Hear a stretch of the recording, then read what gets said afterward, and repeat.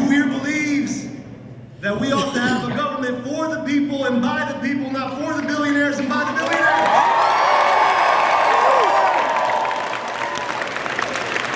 And who believes that we need more health care, not less health care?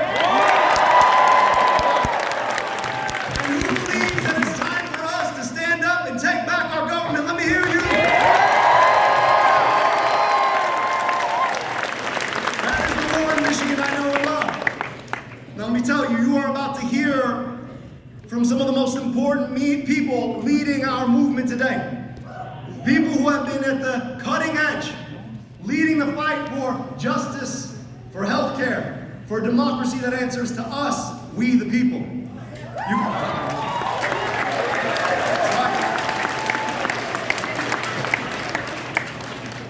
You're going to hear from a UAW worker and a warrior for health care, Myra Ziegler-Moore. That's right. She doesn't do too many of these, so she's listening to you over here. So let's do a bit louder for her.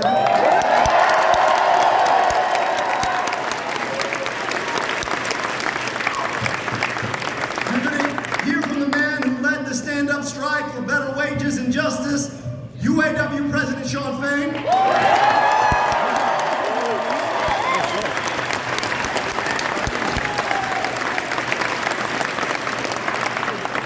And you're going to hear from the man who's been fighting this fight since 1972 when he first ran for office.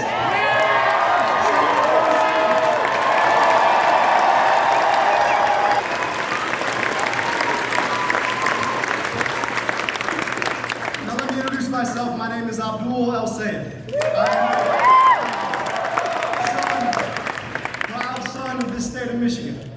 I'm also a proud son of immigrants.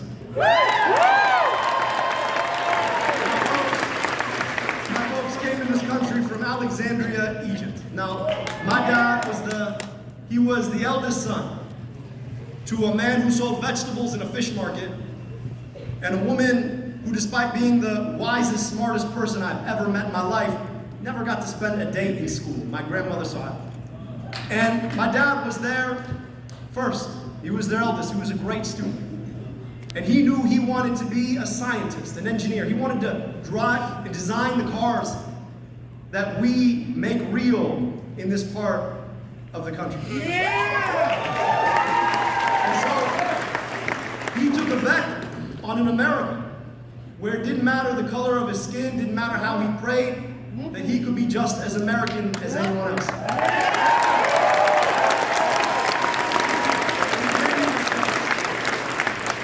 And he built alongside my mother, a physician, they built a life. Okay? And I got to take advantage of that. I grew up 15 minutes from here. I grew up in a house where we valued workers, where we valued each other.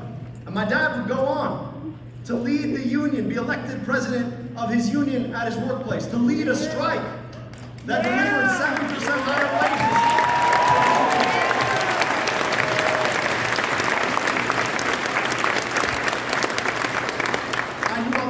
I love people. I knew I wanted to serve. And I thought that the best way I could do that was to learn how to heal. So I went to medical school on a fellowship funded by the National Institutes of Health.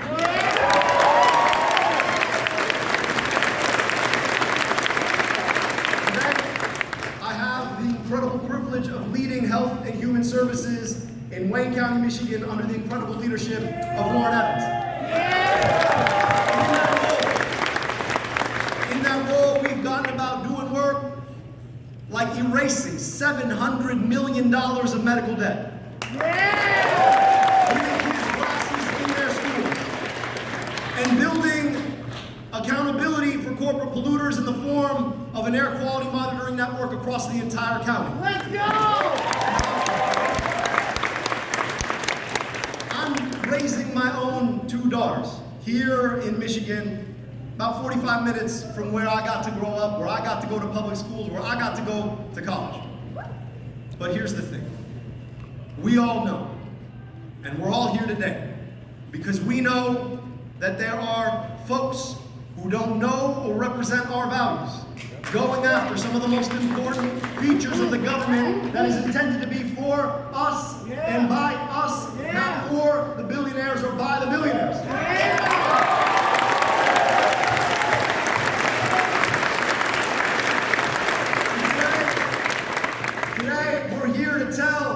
those DEI politicians, that time is enough now. Who do I mean by DEI? Don, Elon, and the idiots in Congress who keep it.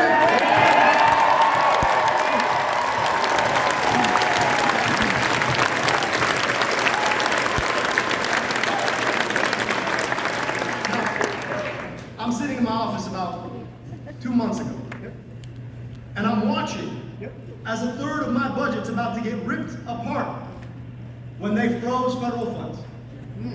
I'm asking, how do we continue to provide services like WIC, Women, Infants, and Children, which literally puts meals in the mouths of babies? How are we going to continue to support our federally qualified health centers that provide health care for people who otherwise can't get them?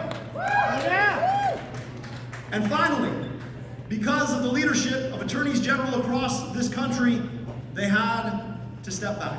But that didn't mean that they stopped their assault on the pieces of the federal government that are intended to provide us back our taxpayer dollars to protect the things that are most important.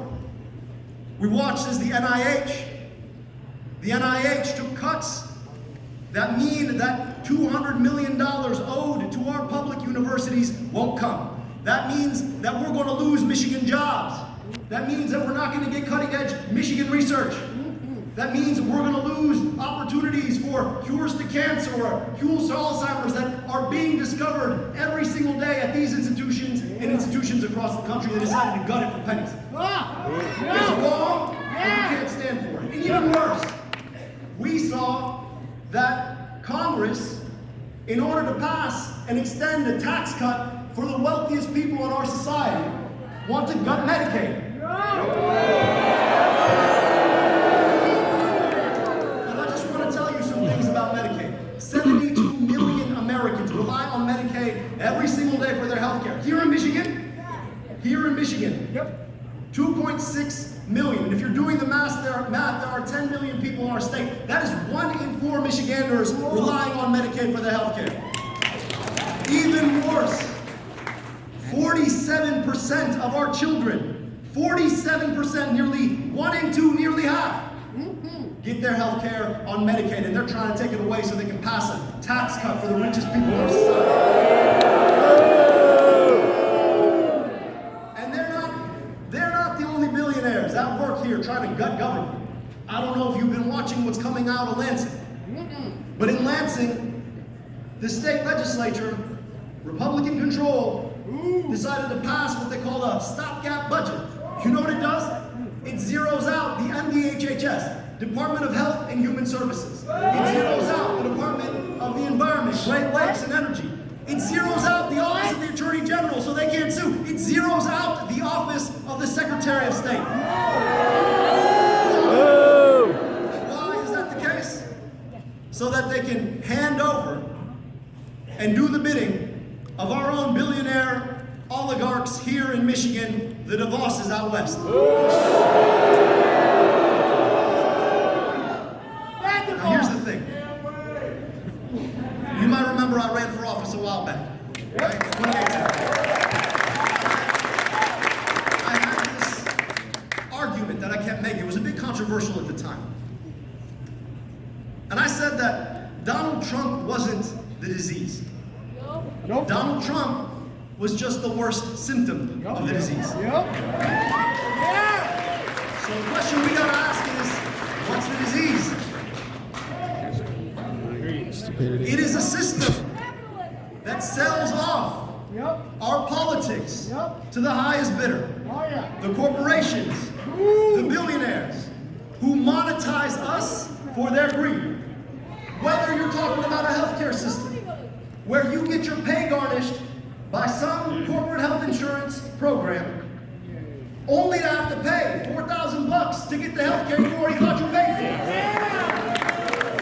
It's the way that we have an energy system that is built to corrupt the greatest gift we all have, which is here, our environment. In Michigan, our state motto is, if you seek a pleasant peninsula, look around you. You know what makes our state a peninsula? The Great Lakes. Not just the most important body of water for us in Michigan or in this country. It's 21% of the world's fresh water. And they want to run oil pipelines right down the middle. They want to bottle it for cents on the dollar to put plastic back in our environment. You know what else makes Michigan pleasant? We got good neighbors. Not Ohio. But Canada,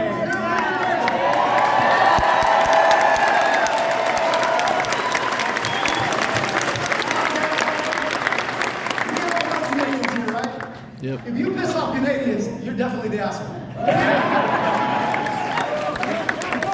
Now look, we have a moment here right now. They want to dominate us into submission. They want to move fast and break things. But what they're breaking is the government that our hard-earned tax dollars has been funding for years.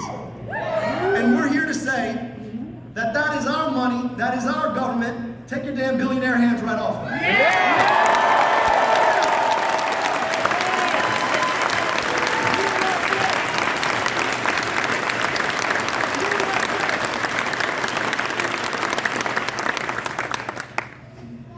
They want us to step back.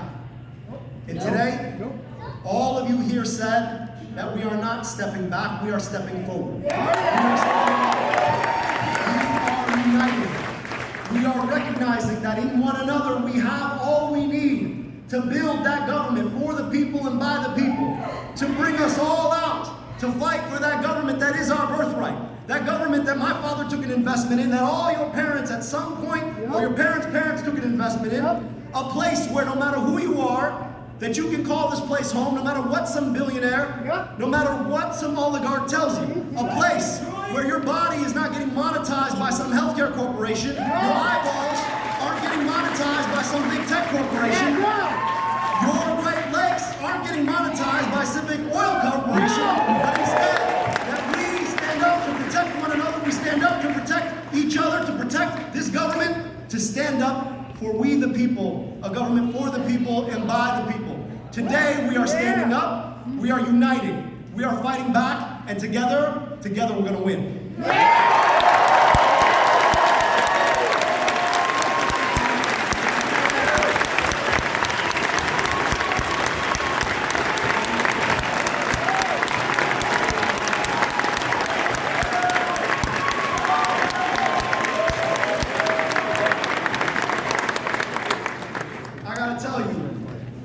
I've been working on healthcare my whole life. I literally wrote a whole book called Medicare for All.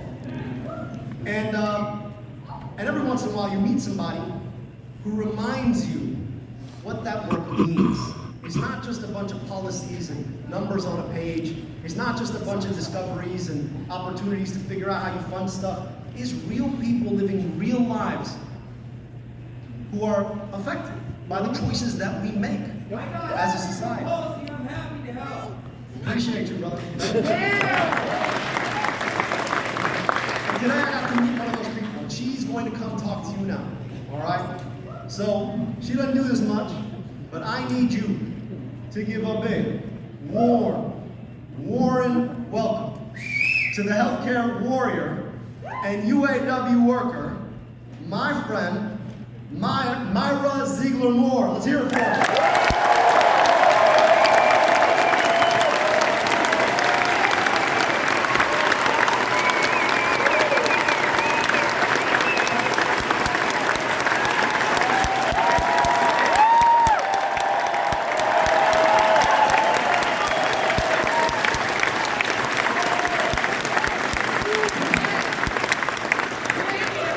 Here now.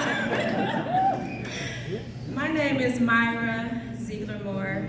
I am a proud member of UAW Local 140. The oldest chartered local in the union. I'm also a worker at Warren Truck Assembly Plant. In April, I'm celebrating 10 years as a bilateral mastectomy breast cancer survivor.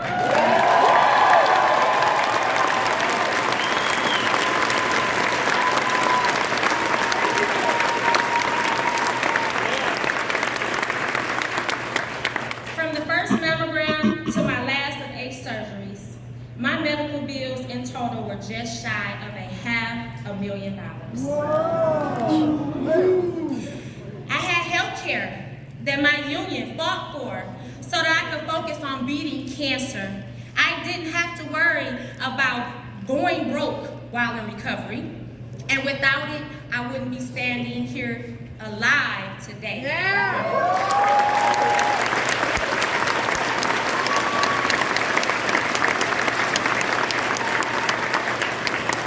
Too many people won't go to a hospital or a doctor's office when they know that something is wrong because they know they can't afford it. I could go to the hospital. I knew that I had medical coverage. I thank God and I thank my union, the UAW.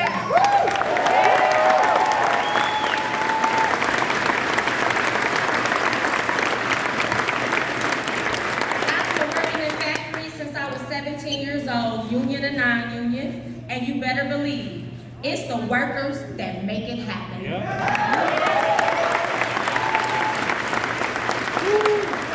Billionaires and corporations, they don't care about us. They'll lay off workers or close plants at the drop of a dime. Why? You said it. Greed. In order to make rich people even richer, if it doesn't make dollars, it doesn't make sense to them. They don't. That's why we have to fight. No, we are going to fight for what we deserve.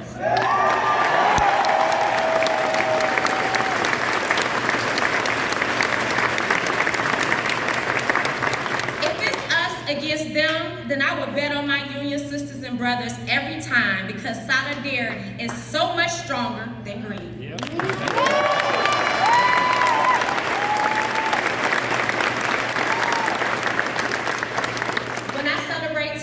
Cancer-free on April 17th, and when I put this cane down and walk on my own on my birthday in October, I will be surrounded by my union brothers and sisters who have been there supporting me along the way. That's solidarity.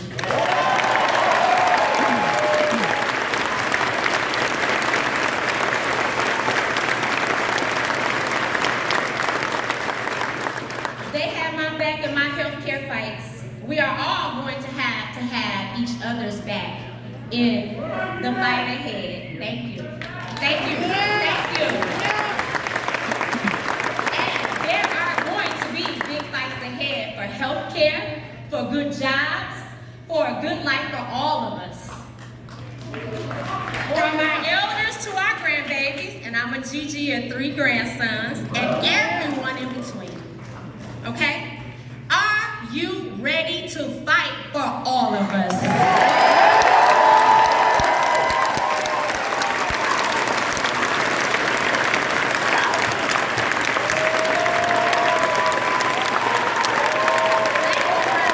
Thank you.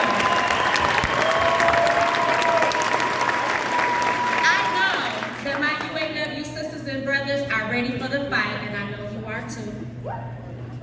On the strike lines, anywhere in the community, at the bargaining table, or the workplace where people are facing injustices. That is what we do.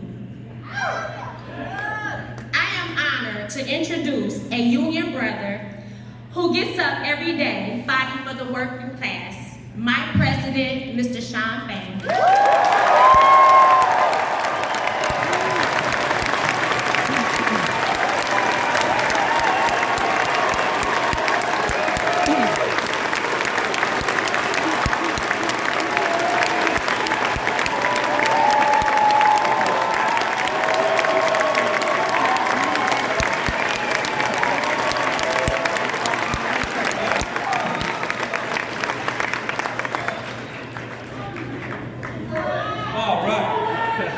That's right, eat the rich. You know what? I haven't worn this shirt since we were on strike in the Big 3 strike. I thought today was a perfect day to break it back out. I'm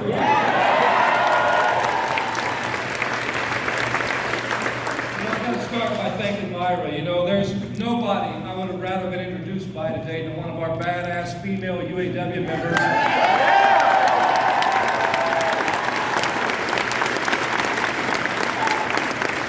Because I don't want it to go unnoticed today that today is International Women's Day.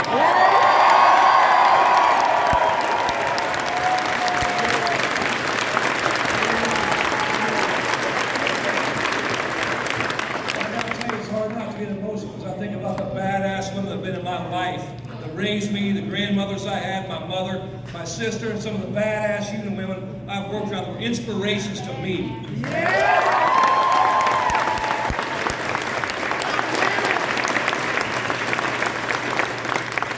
So it's great to be here today in Warren, Michigan. On behalf of 1 million active and retired UAW members, I'm honored to be here.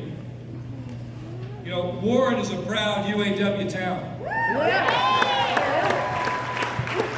Home to several UAW plants.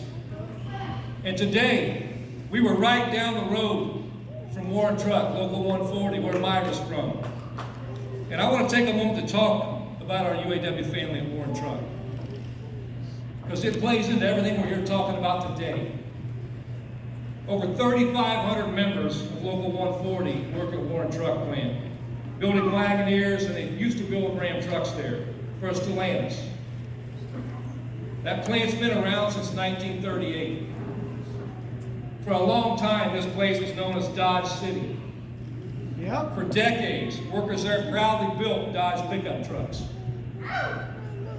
More importantly, because of the UAW, it also built a dignified life for thousands of workers there.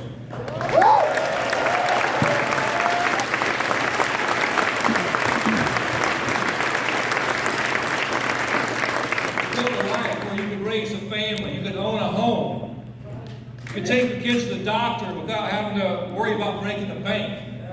You could retire knowing that you would be all right because you had a pension and health care that you earned.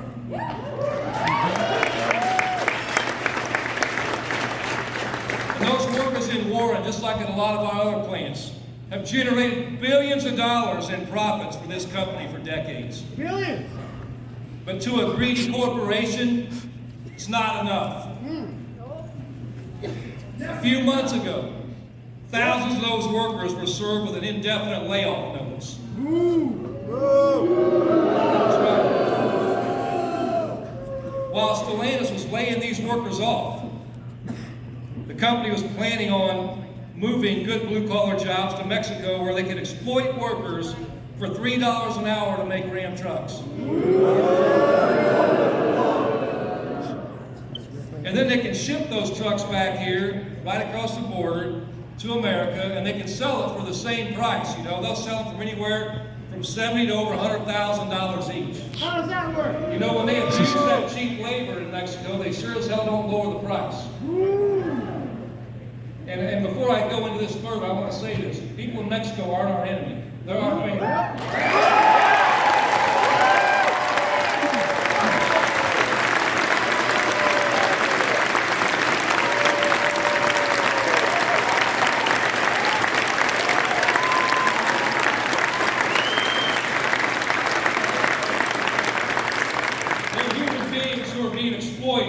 Exploited the same damn way my grandparents' generation was exploited by these corporate people and these rich people.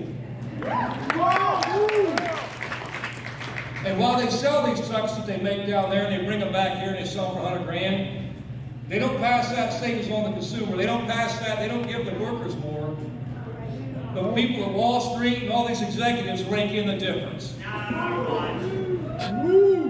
You know, so while thousands of UAW families are wondering what the hell they're going to do next, all for a company, think about this, all for a company that was bailed out by the American taxpayers 15 years ago.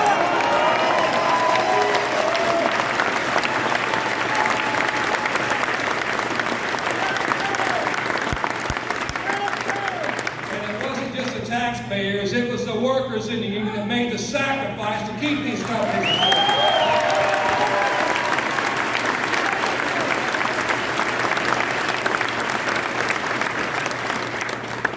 sadly, this isn't a new story. It's the same old playbook. For over 30 years, we've seen this playbook over and over.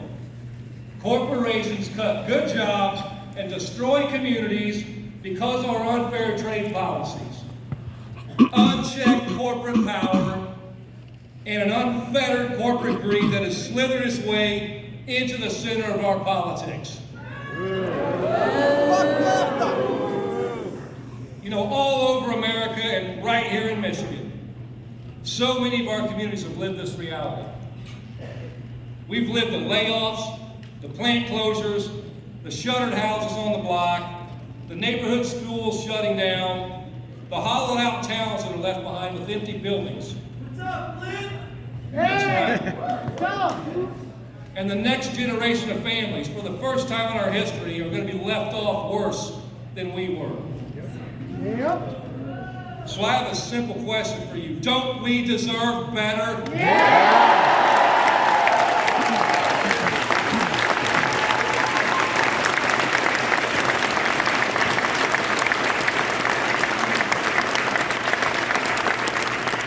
Don't working class people deserve dignity? Don't we deserve to be treated like human beings? You know, we're fed up with a system where billionaires get everything and the working class gets left behind. And I'm here to tell you, no one's going to come in and wave a wand and fix this. The only way we're going to end this system is if we're willing to fight like hell to change it.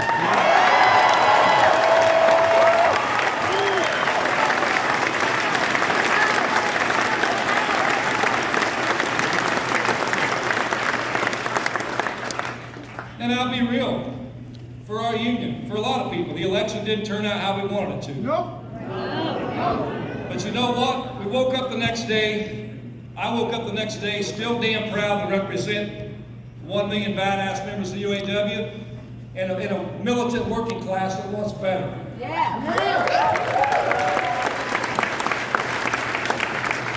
Something else that didn't change. Workers are still up against the same billionaires. Say. You know, and we woke up still fighting for the same, what we call in the UAW, our 4 core issues. You know, and I don't care party affiliation, I don't care who somebody's favorite politician is, I don't care what color hat somebody wears, or what color the collar on their shirt is. No matter the party, our mission doesn't change. Our 4 core issues at the UAW are simple. A living wage.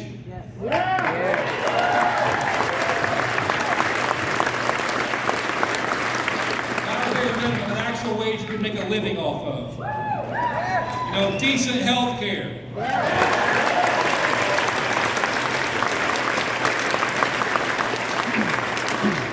A dignified retirement. You know, when people are too old, too young to die.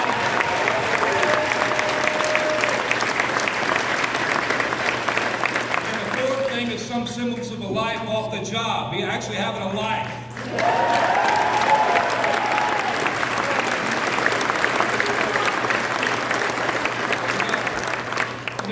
And that's the thing, these 4 core issues, I mean, they're issues that matter not just to our members, to everybody in the working class. Yes. Yeah. And those 4 core issues are what's under attack right now by corporate America and the billionaire class.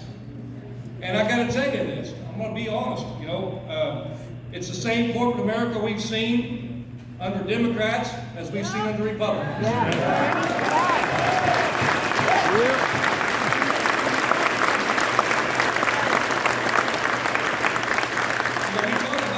Wage, just think about that, because for decades we've seen wages fall. And one big way they do it is by exactly what they're doing at War Truck right now. They find another group of poor workers that they can exploit, and they kill good jobs and they replace them with bad jobs. Yep. Either they go to a poorer state or a poorer country, they treat the workers like garbage, and they threaten them. They threaten them with plant closures and more outsourcing if they won't accept the bare minimum and if they dare speak up for something better.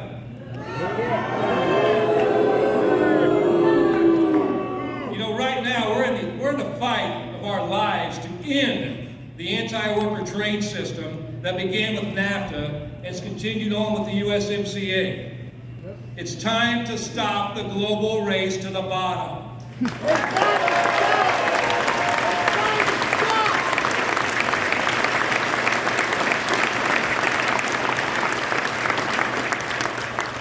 And it's time to put a price on corporate America's playbook of killing good jobs in America to exploit low-wage workers in Mexico and elsewhere, while the rich continue to pocket all the profits.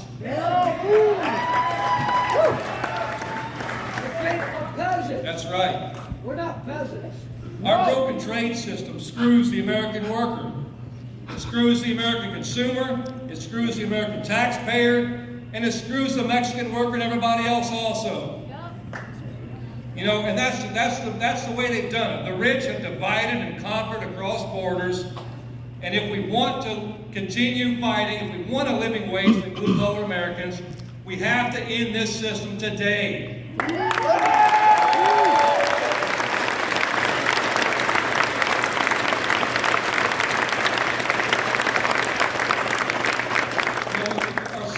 We talk about health care. You know, right now we're looking at massive attacks on Medicaid and Medicare.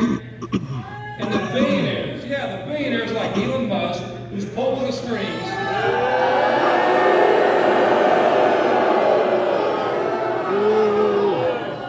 Nazi. But you know, people like Elon Musk, they're drooling all over cutting these programs.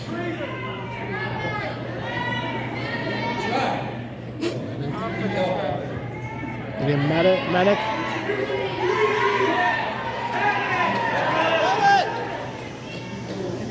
Get a lot of water and see what happens. Need help back there?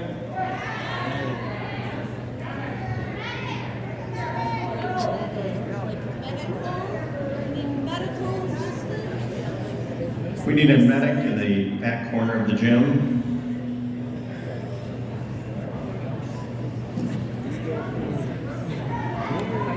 I'm going to see if I need to see.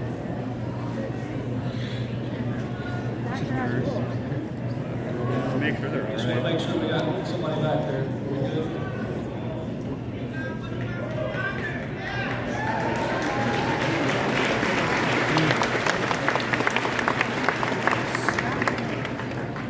Okay, and that's what we do. We stand up for each other.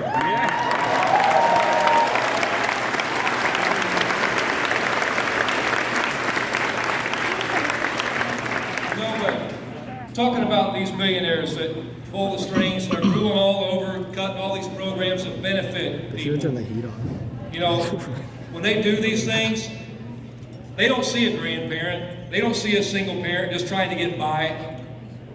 They don't care about a retiree or a veteran or a person with a disability trying to live with some dignity.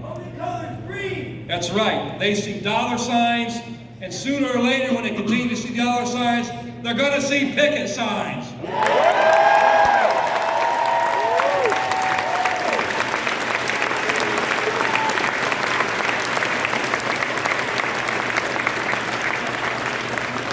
Because the only thing that's won decent health care for the working class in this country has been the labor movement and people willing to fight for it.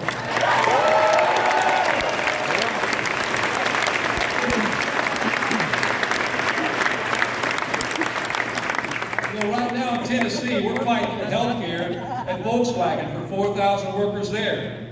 That's the biggest automaker in the world.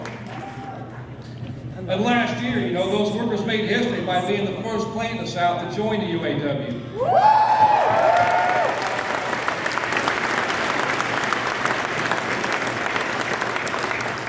And we got a team down there, they've been bargaining like hell, and I can tell you they're ready to fight like hell for a dignified contract that has health care.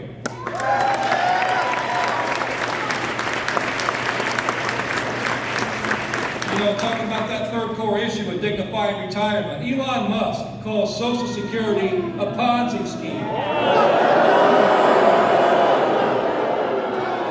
Tesla's a Ponzi scheme. You know, think of that, a Ponzi scheme. You know, when you pay into a system until the con man runs away with everybody's money. And I think we all know who the con man is. Yeah!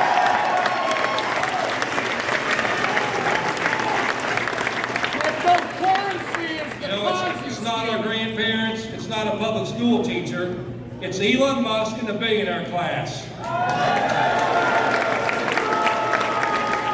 And you want to talk about a Ponzi scheme? I'll tell you about the Ponzi scheme. The only Ponzi scheme we've seen in this country in the last 40 years is the rich getting richer while the working class and everybody else gets left behind.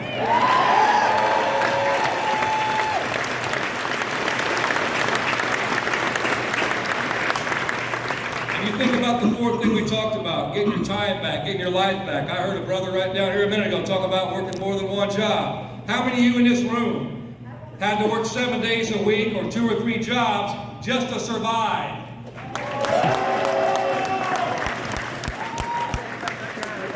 How many of you missed doctor's appointments or a family cookout or a kid's birthday because you knew if you missed work, everything may fall apart?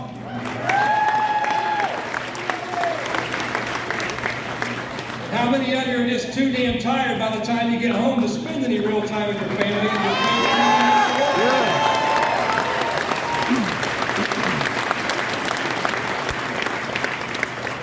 See, to the billionaire class and the corporate class, we're just machines. We're there to make them money, and if they have their way, they'll work us all until we die. And we deserve a hell of a lot better than that. We all know that. Yeah.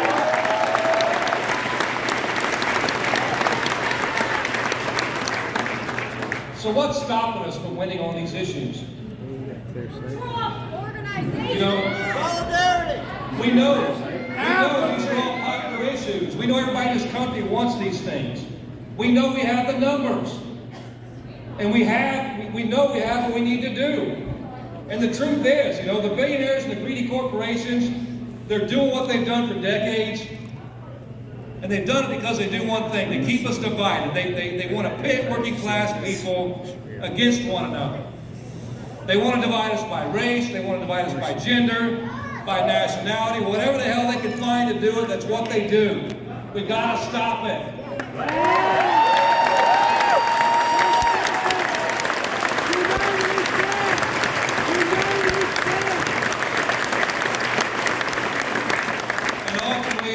To think there isn't enough for all of us, while they walk away with more power and more money. Billionaires don't have a right to exist.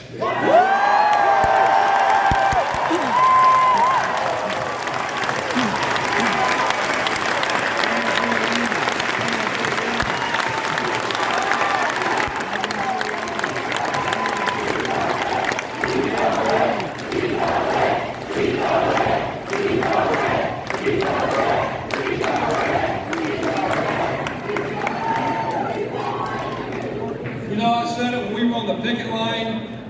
The threat we face in this country, it's not some foreign adversary, it's not some immigrant crossing a border trying to find a better life.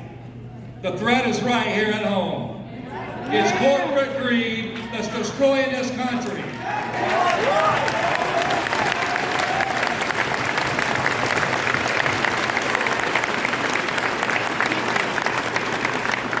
It's corporate greed that's wreaked havoc on our communities and destroyed us. And right now, the billionaire class is on the attack, bigger than they have ever been. And you know, the new administration is allowing Elon Musk, the richest man on earth,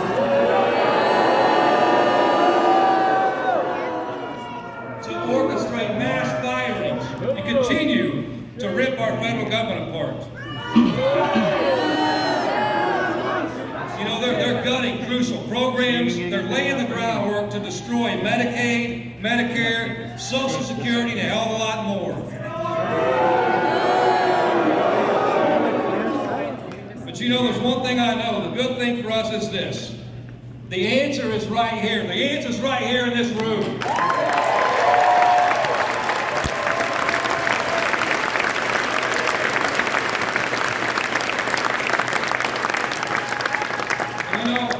Saturday, but I'm going to get a little bit Sunday on you for a minute. You know, I got to tell you something. You know, I hear people when I hear partying, particular talk about religion, and they try to claim to be the party religion, everything else. You know, one thing I know about religion is this. You know, the Bible I've read talks about what's the most powerful, or what's the most important commandment when Jesus was tested. And I gotta tell you, you know, what was, you know, love the Lord your God with all your heart, all your mind, all your soul, and love your neighbor as yourself. Love your fellow human being.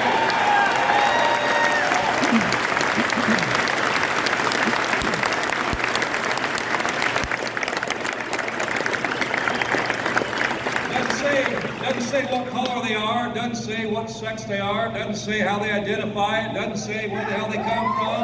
It says love your fellow human being.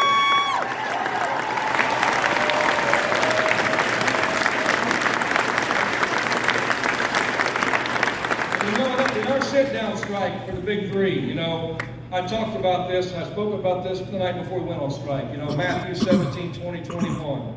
For truly I tell you, if you have faith the size of a mustard seed, you will say to this mountain, move from here to there, and it will move, and nothing will be impossible for you.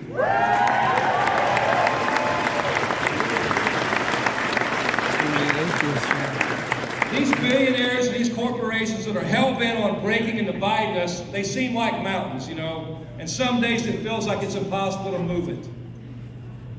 But here's the thing. When workers stand in solidarity with one another and stand up to the boss, when we look after each other, when we care for each other, when we guarantee that everybody has an equal shot at a good life, when people have the courage to tell politicians to pick a side, when we fight oligarchy, those are the mustard seeds. And I definitely have faith.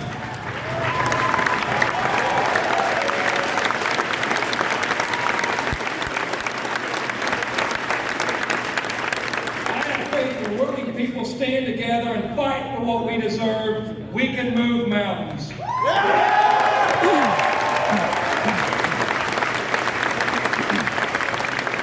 I tell you, I look forward to continuing our fight, fighting like hell side by side with everybody in this room. That's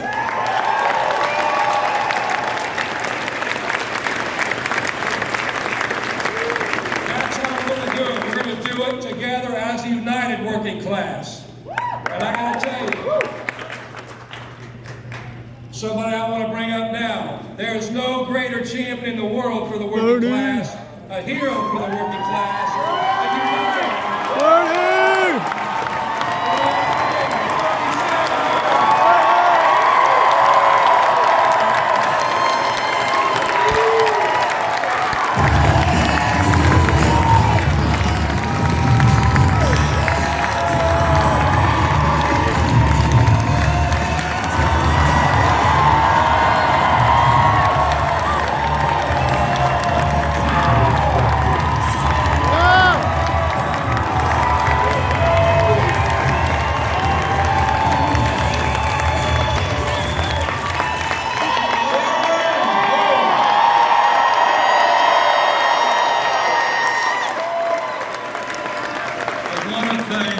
Shawn for that introduction, and to tell you that in Shawn Fain you have one of the great progressive trade union leaders in America.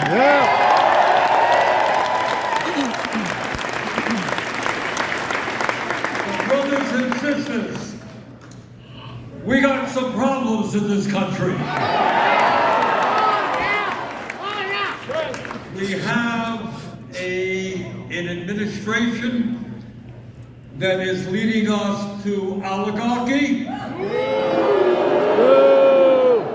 an administration that is leading us to an authoritarian form of society, and an administration that is leading us toward kleptocracy. I see happening, and I was just in Kenosha yesterday, we were in Altoona, Wisconsin earlier today. I see this incredible trend. You know how many people we have here? We got a bunch of rooms. We got over 6,000 people.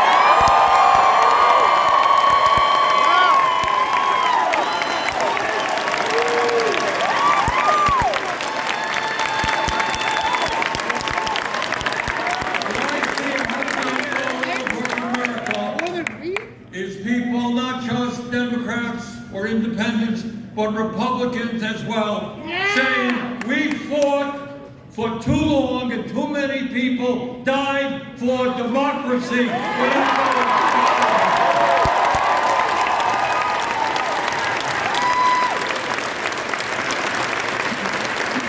a funny thing that we are right here in Abraham Lincoln High School. And I thank the high school for allowing us to use their facilities. Thank you. So I want to tell you a little story. In Vermont, on Memorial Day, I usually go to a parade, a beautiful parade, one of the largest in the state, in a town called Vergennes, Vermont, in the northern part of the state. And at the end of the parade, people assemble at the town green, and people give speeches. And the organizers always bring up some kids from the high school to say a few words. And what they ask the kids from the high school to say, one of the speeches, is to recite Abraham Lincoln's Gettysburg Address. You all remember that? Let me remind you what he said, because it was really prescient and it was really quite extraordinary. Here he was in 1863. I think it was a few days after the terrible Battle of Gettysburg. Thousands and thousands, maybe tens of thousands of soldiers had died in the fight against slavery. And he looks out on that field, and this is what he says, and you'll all remember this. He said that we here highly resolve that these dead shall not have died in vain, that this nation, under God, shall have a new birth of freedom, and that government of the people, by the people, for the people, shall not perish from the earth.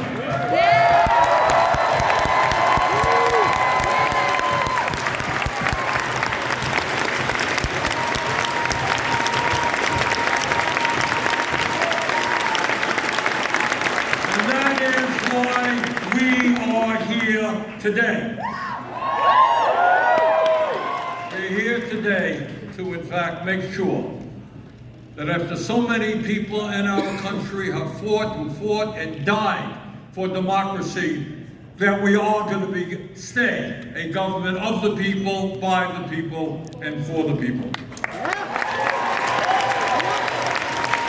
I want to tell you what we are up against, because you got to know what this struggle is about, and I think you all do. And I want you to think back just 6 or so weeks ago, when Donald Trump was inaugurated. Now, think about who the people were. Now, I had a box seat. For whatever reason, I got pushed to the front of it, like 3 feet away. And right behind Trump, sitting behind him, were the 3 wealthiest people in America. Mr. Musk, Mr. Bezos, and Mr. Zuckerberg. Behind them were 13 other billionaires who Trump had nominated to head major government agencies. In other words, they weren't hiding anything. They were telling the American people and the world that instead of a government of the people, by the people, and for the people, we have now become a government of the billionaire class, for the billionaire class, and by the billionaire class.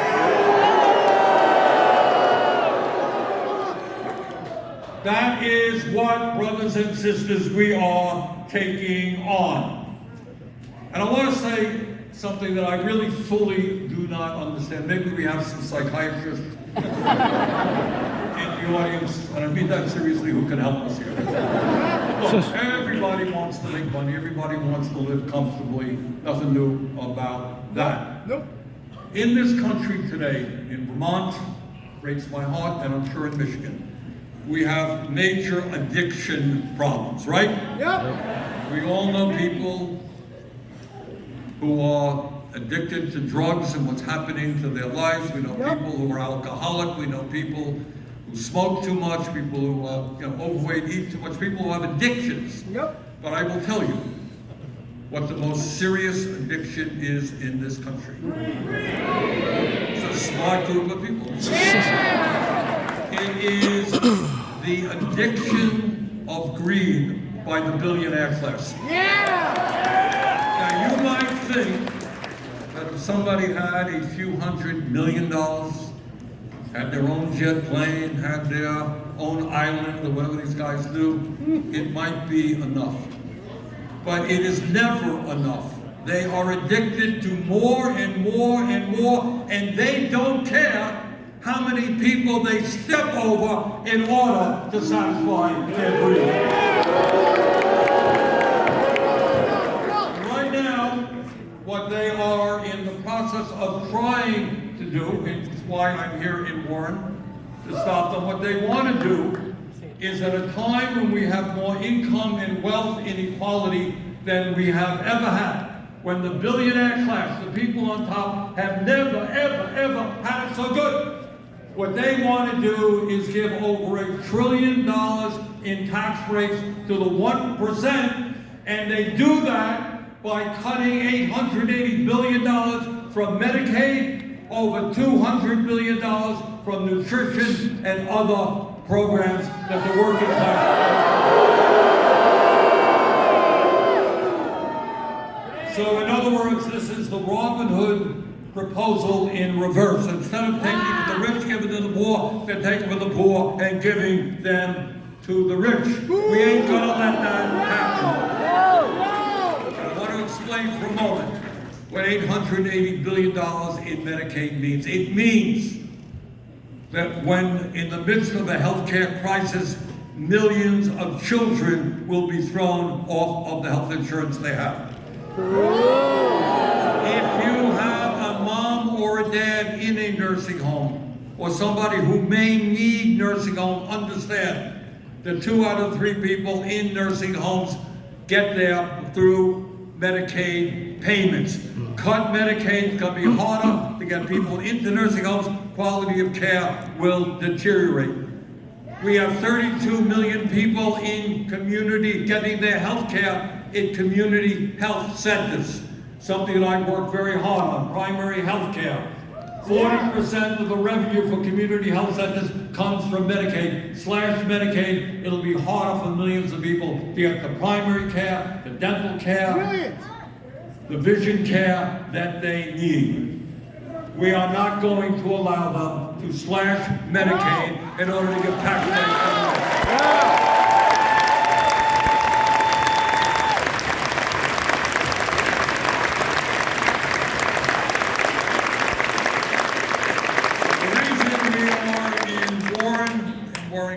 And we're in Altoona, is that all of these congressional districts have Republican members of Congress who won by a very slim vote. Your congressman is Mr. James. Apparently you know Mr. James. My request of Mr. James is very simple, I'm from Vermont, and I am here doing a town meeting in Warren, Michigan.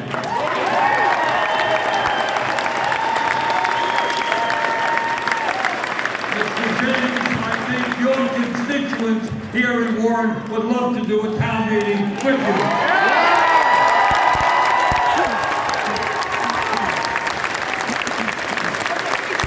And I think that town meeting should be respectful. People, he has the right to make his case, let him speak. You have the right to ask him questions. And I think the question that is most on people's minds is why would any member of Congress vote for massive tax breaks for billionaires and then cut Medicaid, education,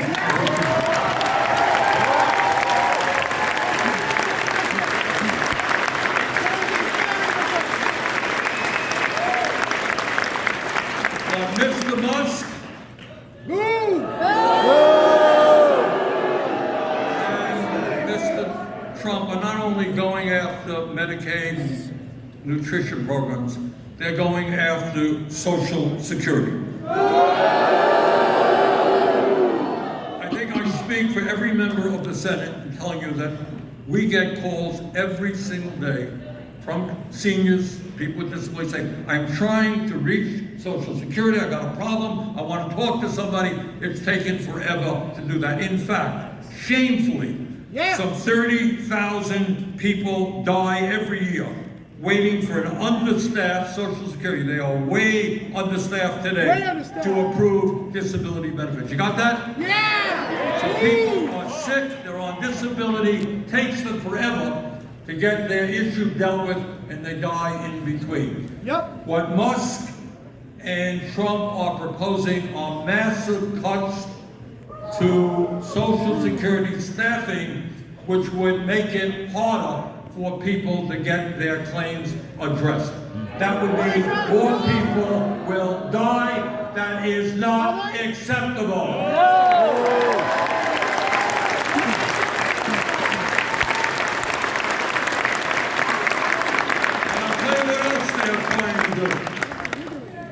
One of the honors of my Senate life was I chaired for a while the U.S. Senate Committee on Veterans Affairs. I'm very proud of them and had the opportunity to meet people, great veterans, not only from Vermont, but all over the country. And I think no matter what your political view may be, I think there is nobody or very few people in America who would disagree that when a man or a woman puts their lives on the line to defend us, we honor our commitment to the veterans.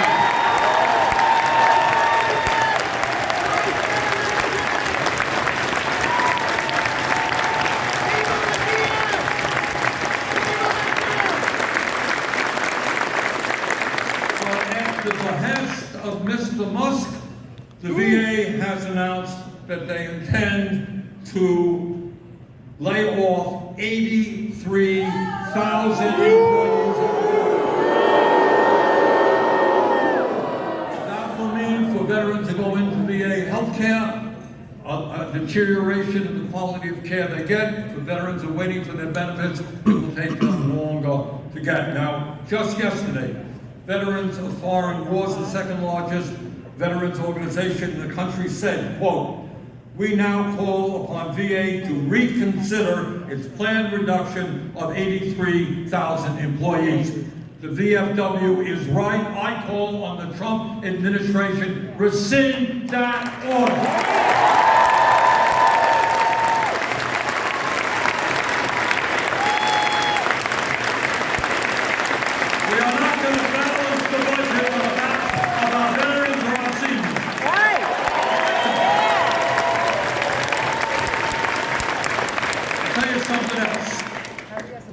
In their proposal, the Republican proposal, not only do they have $880 billion in cuts to Medicaid, they have $230 billion in cuts to nutrition programs. Now you tell me, in what universe, in what world, in what religion is it acceptable to give tax breaks to the very richest people and cut food programs for hungry kids? That is disgusting and grossly immoral. One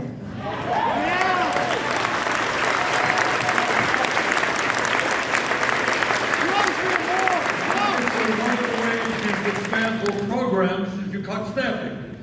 You cut massive amounts of workers in Social Security and VA that can't deliver the services that people need. So right now Trump and Musk are in the process of laying off hundreds of thousands of federal employees. And put yourself, we have any federal employees right here? Yep. Hey, you guys rock! And we thank them for their service.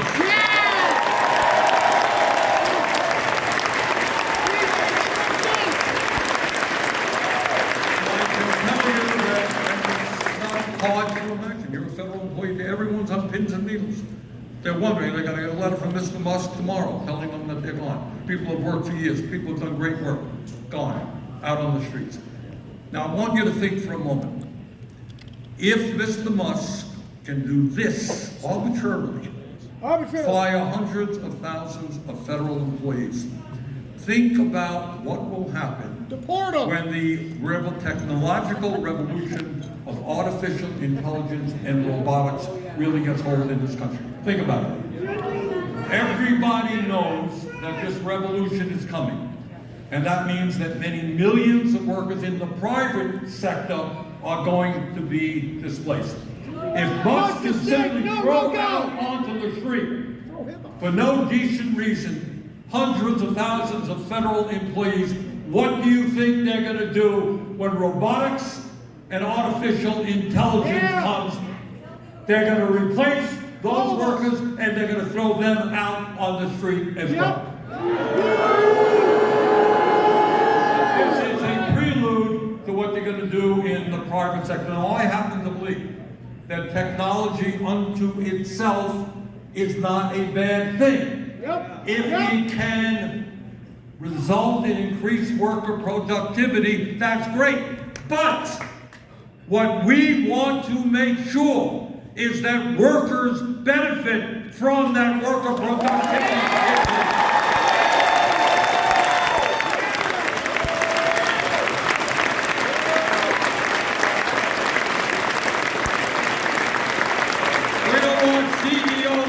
All over this country say, hey, we got a machine to replace you. We don't need you anymore. You're out on the street. Now,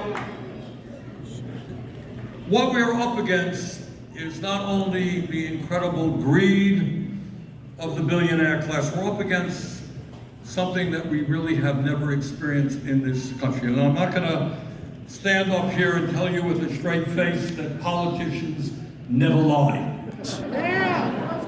Never stretch the truth a little bit. Occasionally that happens.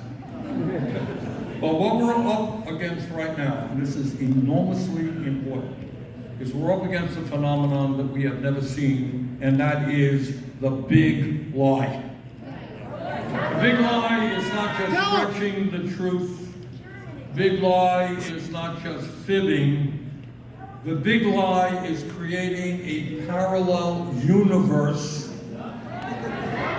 a set of ideas that either have no basis in reality or in the great scheme of things are nowhere near the most important concerns that the American people have.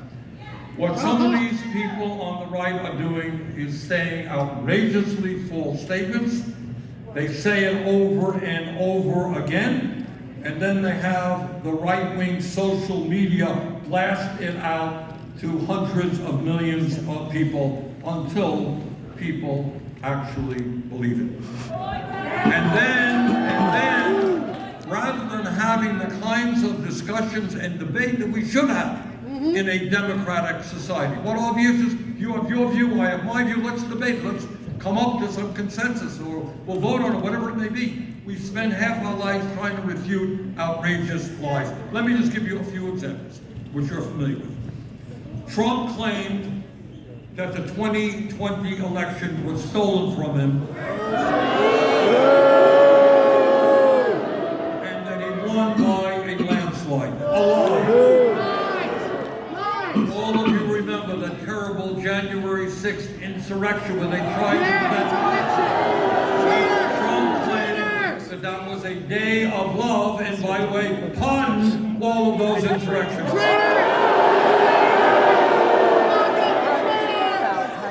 has claimed that millions and millions of undocumented people vote in American elections. A lie. Claim that climate change is a hoax originating in China. A lie. Very recently, Trump has claimed that Ukraine started the horrific war.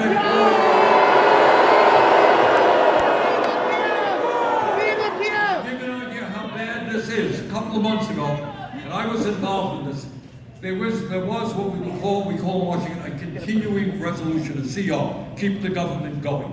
And people, Democrats and Republicans, worked together 4 months. And we had, I was chairman of the Health Education Committee, a lot of provisions in there which would have cut the cost of prescription drugs, would have expanded healthcare, et cetera, et cetera. We were involved in that debate. Anyhow, months and months of discussion, debate, arguments, finally an agreement was reached. Literally the day before that was going to be voted on and passed in the House, Mr. Musk sent out on Twitter emails that said there was a 43% increase in salaries for members of Congress. Tell your member of Congress not to vote for it, they're going to get a 43% increase. A total lie. It was a 3.4 inflation, that's all it was, percent increase. Total lie. And as a result of what Musk did and the emails that he sent out, Republicans refused to go forward and that bill died. Yep. And it doesn't stop. If some of you have heard Trump's State of the Union speech, he claimed he picked up on something that Musk had started, and that is, you all heard it, millions, zillions of people who are 200, 150 years of age, 500 years of age, they're all receiving Social Security benefits. I got two questions. It's the dumbest thing I've ever heard. Why would he do that? What is the thing number? What is, if you say to people, the average American, you know, that Social Security system is really corrupt. You got all these people at 200 years of age, they're getting it all corrupt. What is the goal? They want to get rid of it. Manufactured chaos. I can't hear anybody. Manufactured chaos. It's right, yes. Yes. What else you got? Yeah? That's right. All right.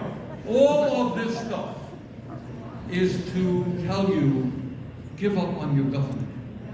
No. Government can't do anything. It's all fraud. Social Security is broken. It's fraudulent. Medicare, Medicaid, it's all. And if you do that, what is the end result? The privatization of everything. You can give all this stuff over to large corporations. So the truth is that well over 99% of Social Security checks are going out to the people who earn those checks.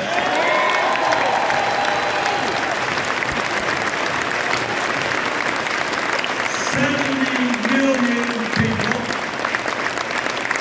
and nobody who is 150 or 200 gets a Social Security check. Absolute lie. Yep. Right. Lock them up. Now, the purpose of all this lying is not just to push his right-wing ideology. It's more than that. It is, and this is big stuff that we got to stay on. What they are trying to do is deflect attention away from the real issues, the very serious issues that the working class of this country is facing. And those are issues that Musk and Trump do not want to address because it's not in their financial interest to do so.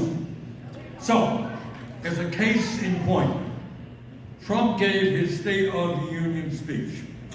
It went on for about 28 hours, I don't know. It was the longest State of the Union, I think it was 100 minutes.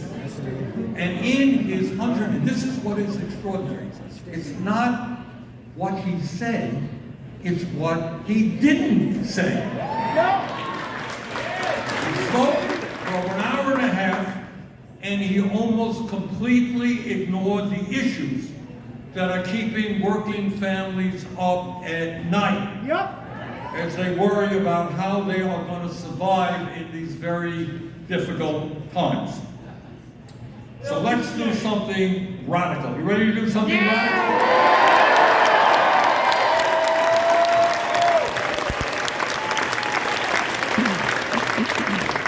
Let's do what President Trump did not do. Let us take a real look at what is going on in America today, okay? All right. We are the richest country in the history of the world. But you know what? 60% of our people are living paycheck to paycheck. Not okay. Now, unlike Trump, I grew up in a family that lived paycheck to paycheck. Yep. And I know a little bit about that, as I expect many of you do. So what does living paycheck to paycheck mean? Tell me. Raise hands. It'd be loud. Yes, right here. It means surviving. How you survive? Yes. Stress. It means little money. What does it mean? Yes. Stress. Stress. Hold it one at a time. Yeah. Survival. Exhaustion. Other budget. Fear. Fear of what? A fear of everything. What? Not having enough money after you get paid once. Yes, Then you ma'am. only have enough money. No money for emergencies. Yes. Making difficult choices. No time for Ma'am. reflection. Food or medicine. Okay. Check engine light. All right, right there, yeah. Exactly. Our roads. No future. All right. Here is the reality. And I think you've all said it in a few minutes. Millions of Americans today are wondering how they're going to be able to pay their rent, and what happens if the landlord raises their rent. What do they do? Homeless. Rents are going up all over. What do you do if the landlord raises your rent? You got to move. Where are you going to move to? You got to take your kid out of school. Where's it going to go? She's going to go. People are worried that your child or your parent becomes sick.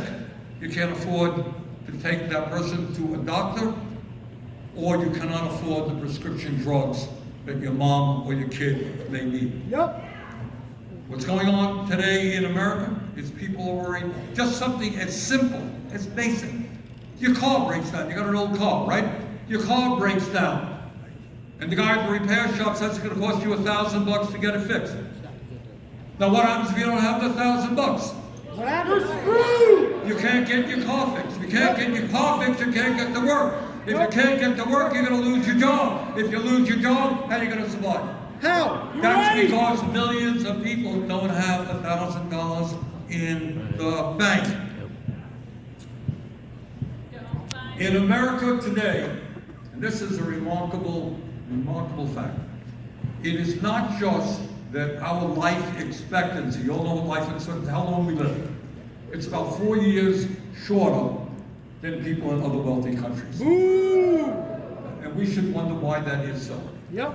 But here's something that is never talked about. Now I want to throw that out to you. I want you to digest it.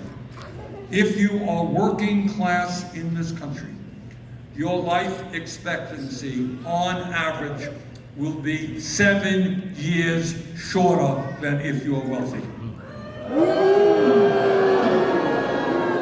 Do you all understand what that is about?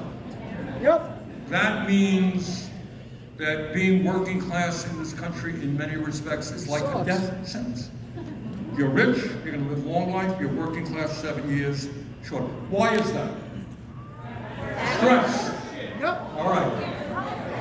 What stress is about, stress is not some concept, oh, we're stressed out. Stress is a physiological reaction. And there is, doctors frame it as it's the disease of poor people who have to struggle every single day. Stress wrecks your body, and it has a terrible impact on your mind. If you have to worry every single day, how are you going to survive? How do I feed the kids? How do I pay the rent? What happens if I get a call and I have to be at work at midnight for the midnight shift? You add all that together, people are living on pins and needles, day after day, year after year. Stress kills. Yes, sir. And in the richest country in the history of the world, millions of people should not have shorter lives than they otherwise should. Yep. Because of the economy that we have.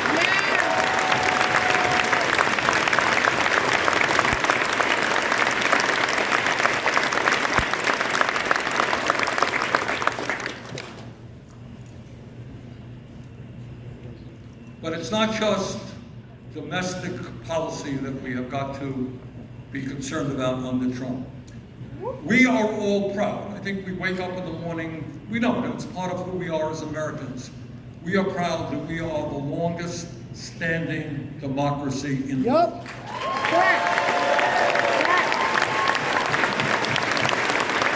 We are proud, and I mean this sincerely, that all over the world people read our Declaration of Independence, they read the Constitution, and they say, you know what, that's what we want our country to be like. A country that is free, a country that is independent. But I have to tell you that for the first time in our 250-year history, we have a president who is turning his back on democracy and allying us with authoritarianism. No, Mr. President, Ukraine did not start this war.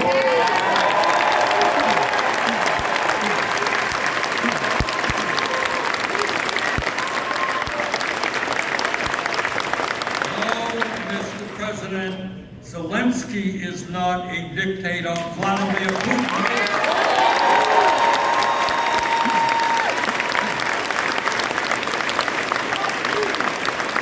We must not abandon the people of Ukraine who were invaded by Putin. We must stand for democracy, not dictatorship.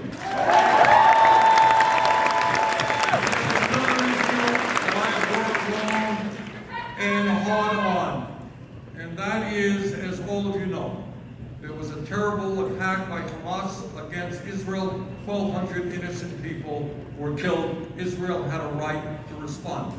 But Israel did not have the right to wage an all-out war.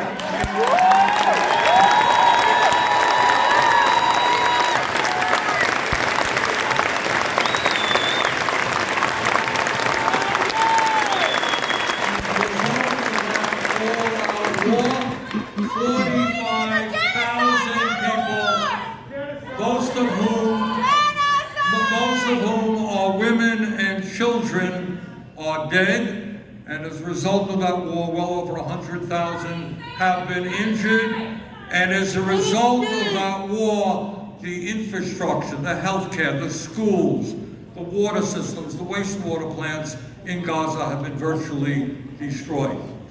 Now, tragically, Trump wants to follow Biden's very mistaken policy and provide more weapons to Netanyahu's right wing.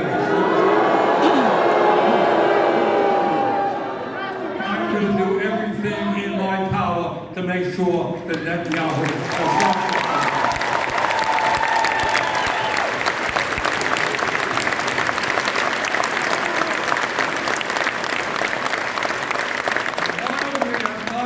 Very vigilant every day as to what Trump and Musk and these guys are doing and fight back. That is not good enough. It's not good enough just to be on the defense. We have got to play offense as well.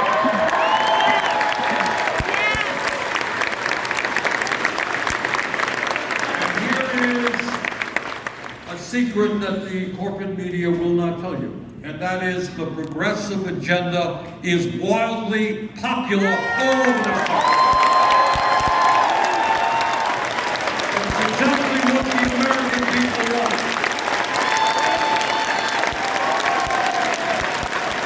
And at the top of the list, whether you're a Democrat, Republican, Independent, you know that we have a corrupt campaign finance system.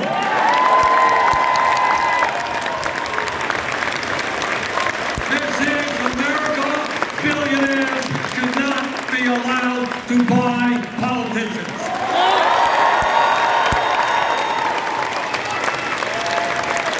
It is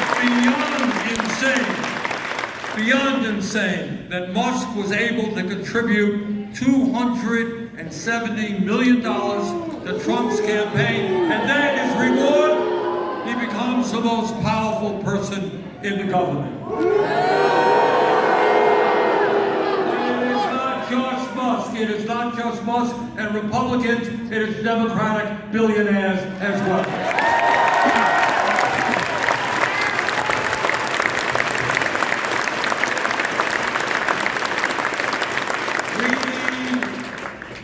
We need to end this disastrous and corrupt campaign finance system. We need to overturn the Citizens United.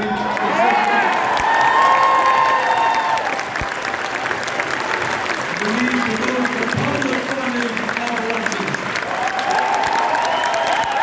Billionaires should no longer be able to buy elections.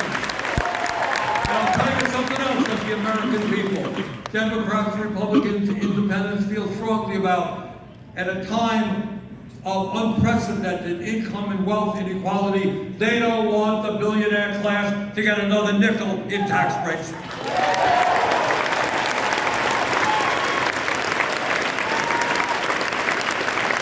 When many millions of our people are trying to survive on starvation wages, the American people understand we've got to raise that federal minimum wage. Today, an abysmal $7.25 an hour to a living wage at like $17 an hour.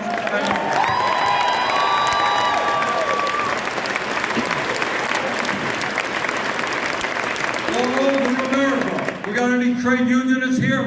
Yeah. People in unions, raise your hand. All right, thank you. All over this country, workers know that if they're going to earn decent wages, benefits, and working conditions, you got to have a union at your back. Unions have never been more popular than they are right now. What's going on is that many of these corporations are acting illegally in trying to prevent workers from joining a union. They're threatening them, they're threatening to move the plant to China, take them in back rooms, indoctrinating them, all of which is illegal. That is why we've got to pass legislation I just reintroduced called the PRO Act that punishes companies that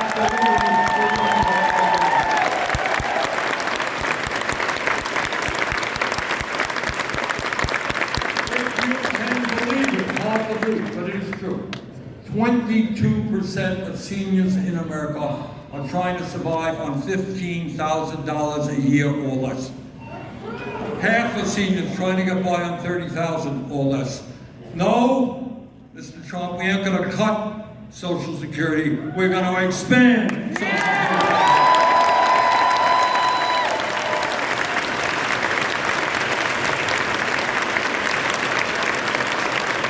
People in this room think our current healthcare system is working. You're right. We are spending twice as much per person on healthcare as the people of any other country. Yet we got 85 million uninsured or underinsured. Many of you have large deductibles, right? We have 60,000 people a year in America dying because they can't get to a doctor on time. All right, they get sick, they wait, they walk to the doctor's office, it is too late. The time is long overdue for this country to do what every other major country does, guarantee health care, all people.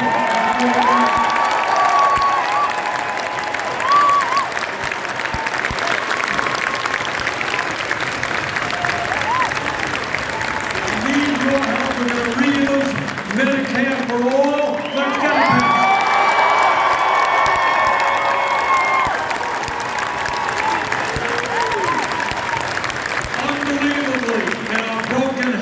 System. 1 out of 4 people who get a prescription from their doctor cannot afford to fill that prescription. We pay by far the highest prices in the world for prescription drugs, sometimes 10 times more than people in other countries. Congress has got to have the guts to take on Big Pharma and make sure that we cut prescription drug costs in this country by 50%.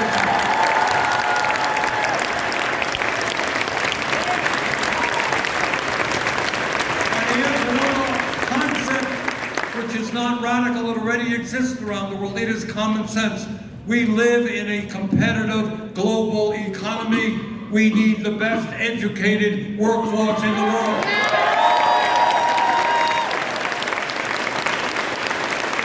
It's not just that we need more doctors and nurses and dentists. We need more carpenters and electricians and sheet metal workers. We need more teachers.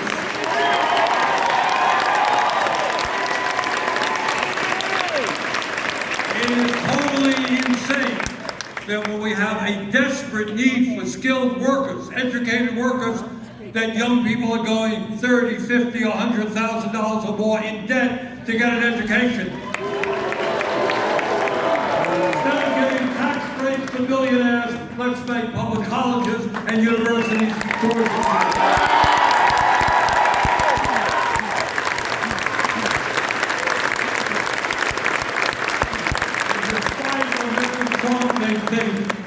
climate change, sadly, is not a hoax. It is an existential threat. Yes. We can create millions of good-paying union jobs by transforming our energy system into energy efficiency and sustainability.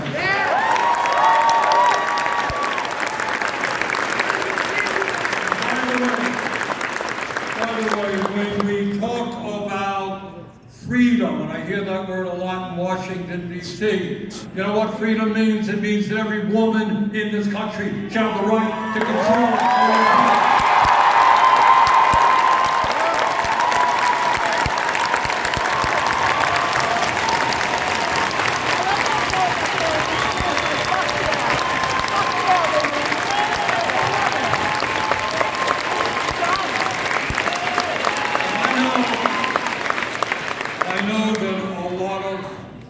Folks throughout the country, you're in Michigan, are feeling angry, you're feeling frustrated.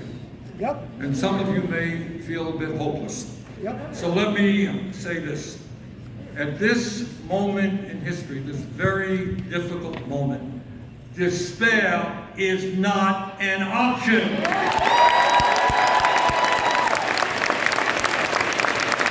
Giving up is not acceptable.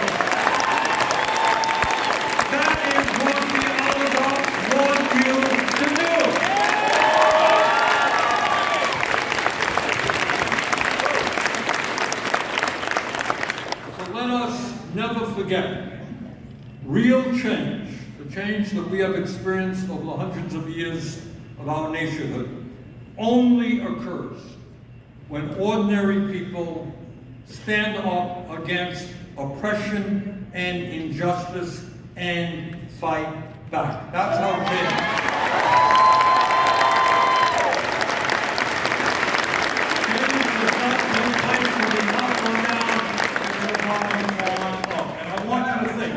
In this difficult moment, to understand that this is not the first time in American history that we have faced serious challenges. And I want you, and I don't want to be overly romantic here, but I want you to think back to the 1760s, 1770s, where you had some people here in the colonies, then colonies, and they said, you know what, we want independence. We want to be able to make our own decisions. And they stood up to the entire British Empire. Yep. The King of England, the most powerful guy on earth. And you know what? They beat him. I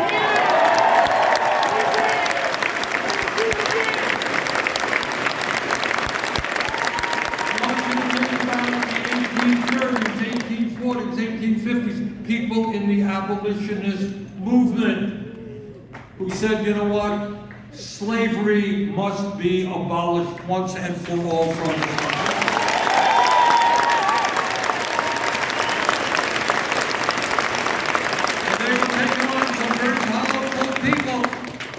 We were engaged in a horrible, bloody civil war, but we prevailed. Slavery was abolished.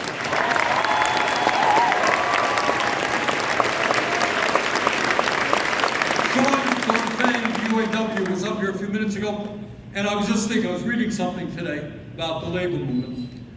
All of you know anything about labor history, that in the early parts of the 20th century, you know, we had kids, little children working in factories. We had workers working 7 days a week. We had workers who were paid horrible wages, and what workers said, you know what, we want to form a union. And what the companies would often do is fire these workers. They would have workers beaten up. Sometimes workers were killed because they wanted to form a union. I was just reading today, I don't know how many of you know this, that in 1936, when people were forming the United Automobile Workers, workers faced enormous opposition from General Motors and the other big automobile companies. You know what workers did? They actually took over GM's factories.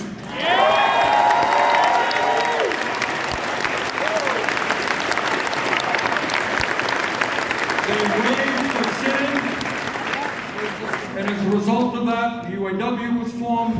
As a result of that, other great unions were formed, and the unions helped create the American middle class.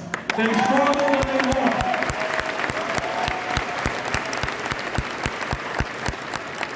You all remember or read about the extraordinary bravery of Dr. King and the civil rights movement and their struggle to executives. You all know the history of the women's movement. Women fought and died for the right to vote, for the right to control their own bodies. It was not an easy struggle. And we got the environmental movement and the gay rights movement. In other words, nobody, Frederick Douglass said that, nobody ever gives you freedom. You gotta fight for it.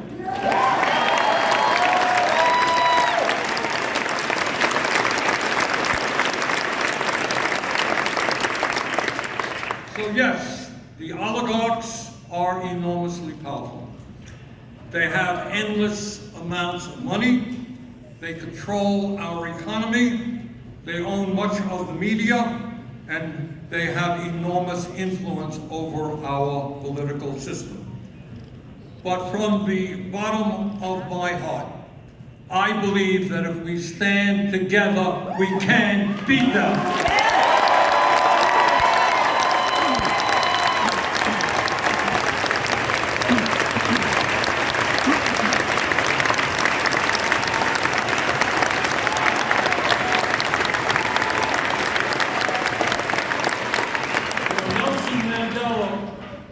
Made a very profound statement. He said, everything is impossible until it is done. Yeah! You know, like, oh my God, it can't happen, it can't happen. Then it happens, oh, well, no big deal, you know? Yeah, well. So, well, I love you too.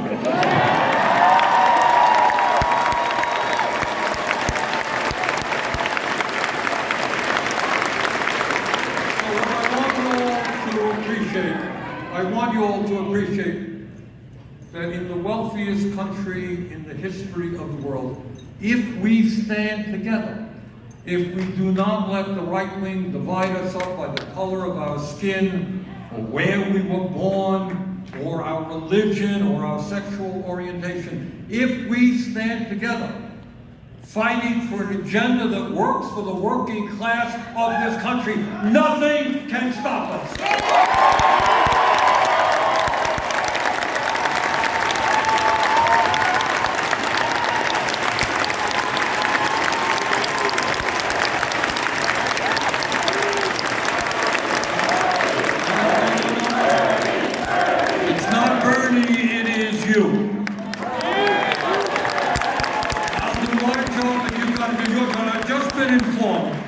By a staff member that right here in Warren, Michigan today, we have over 9,000 people.